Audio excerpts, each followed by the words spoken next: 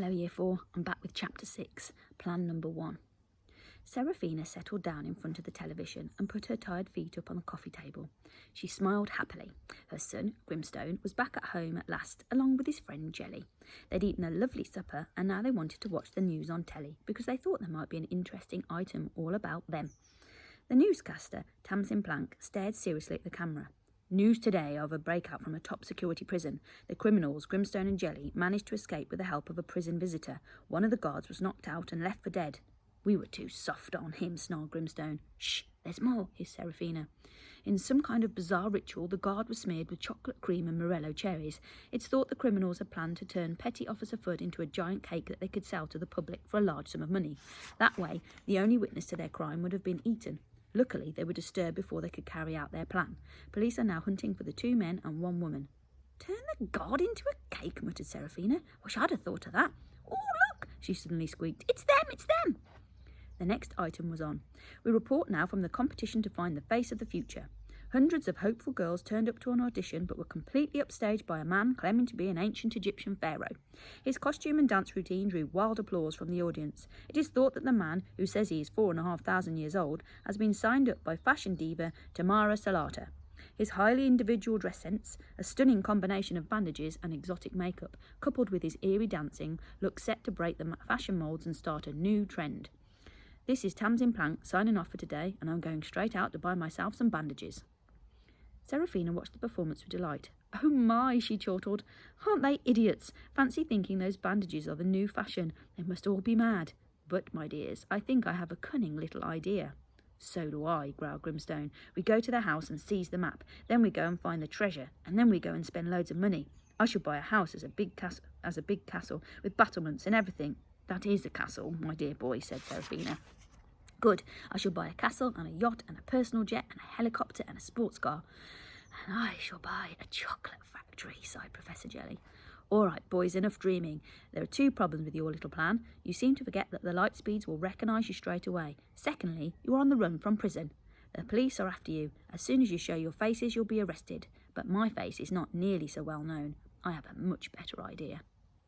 So it was the next day the doorbell rang at 27 Templeton Drive, and when Ben opened it, a large lady wearing an enormous hat and a great Roger scarf draped round her shoulders asked if she could speak to Cenopod.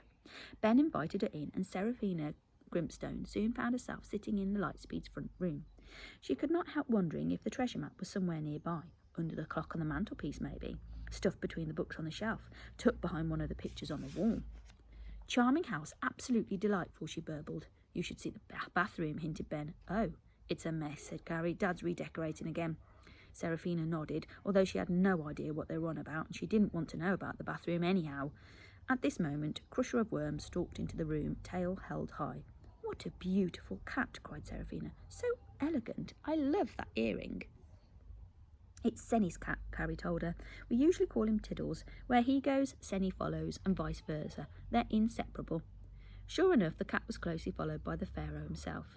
Seraphina immediately got to her feet. She knelt before him, murmuring, Your Majesty, oh, Your Majesty, Osiris on earth, mighty hunter, etc., etc., and generally carrying on in a thoroughly fawning manner.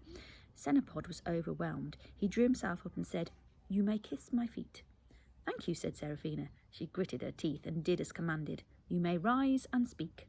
Ben and Carrie were sniggering quietly in the corner. They would never let Senny get away with anything like this, but this daft lady seemed quite happy to do just as he said. Seraphina got to her feet, which took rather a long time because of her shape and size, but eventually she made it. She smiled at the Pharaoh and began, Great Lord, I come because I have seen your truly majestic performance. I understand that people think you are the face of the future and that you will set the fashion for years to come. But of course, answered Cenopod evenly, the Pharaoh always leads his people. Yes, I know, but I've heard whispers, O Great One. Whispers? The people plot against you. If this was news to the Pharaoh, it was also news to Ben and Carrie. Tiddles leapt lightly into Cenopod's arms, and he held the cat tightly. I have heard that Tamara Salata, the fashion diva, intends to make you the most famous face of fashion ever known. That is true. Why should that worry me? Seraphina took a step closer and put her most concerned face on. Has she told you what she's going to pay you?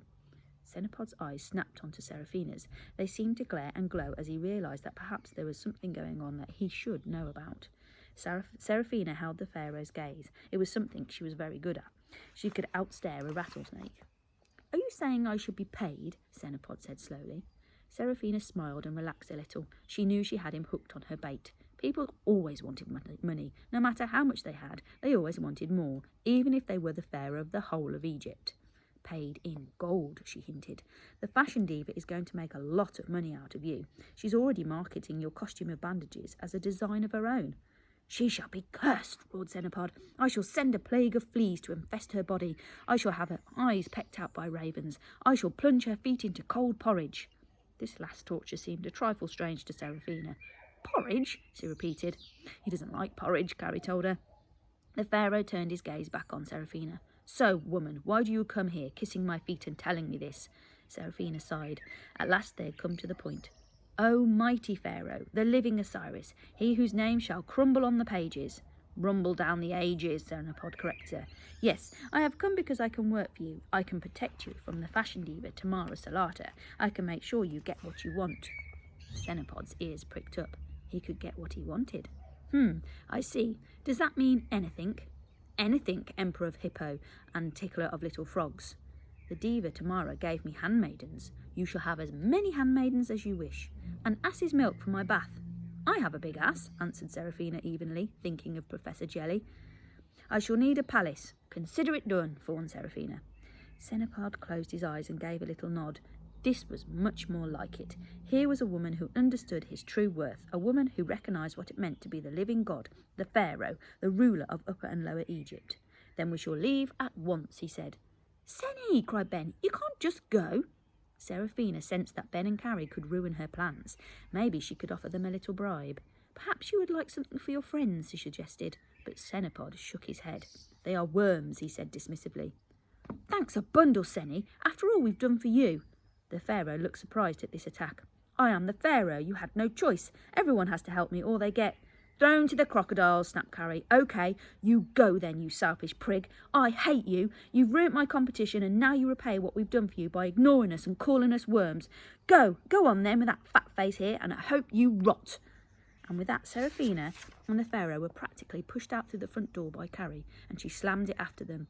She glared furiously at the door for a few moments and then sank to the floor, crying her eyes out.